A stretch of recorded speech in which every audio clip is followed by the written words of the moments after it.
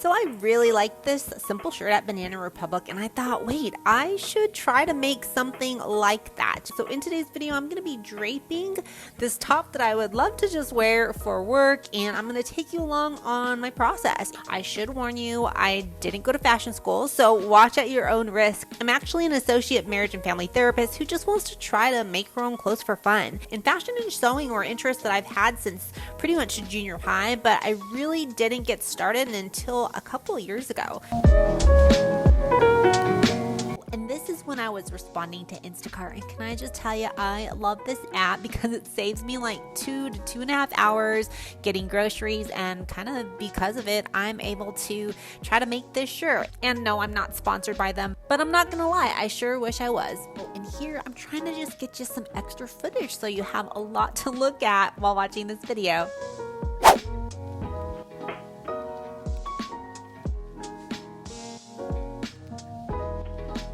Here I'm beginning my draping process, and I'm using some graphic art tape that I purchased on Amazon, which I really like because it's very thin, doesn't leave sticky residue on my dress form.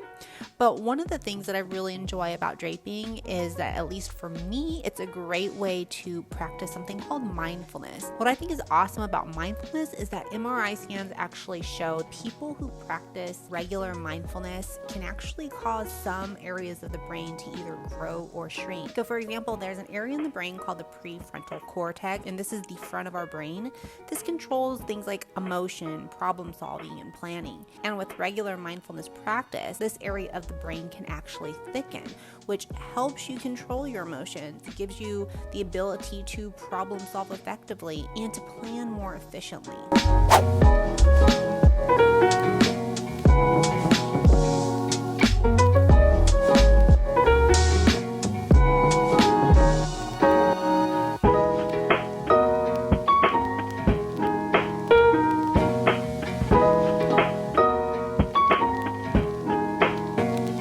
Okay, so I had to think about how I was gonna get into my linen shirt, and no guarantees how this is gonna come out, but we'll see. So I plan on doing just like a single button right here, and then there's gonna be just a small like little opening right here. I might even make that a little bit bigger once I drape this dress form here and then transfer it onto some paper. So let's see what happens.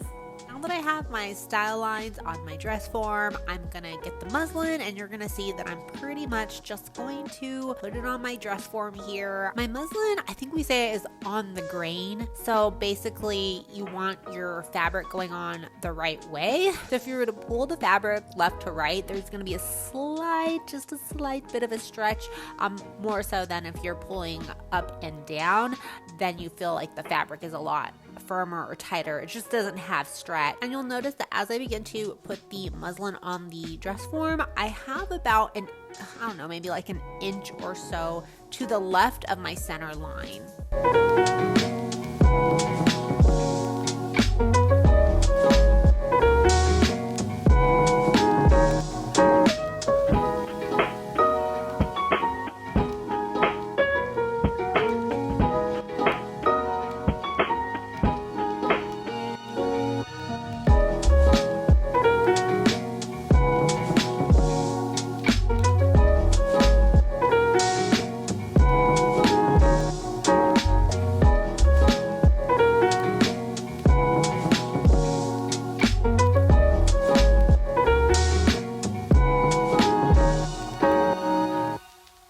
Now that I have my muslin placed where I want it to be, I'm using a Sharpie pen, hopefully so you can see it on screen, but typically I use a pencil. And now what I do is I just trace over those style lines. So the idea is when I take this muslin off of my dress form, I can then transfer the muslin pattern onto some tracing paper.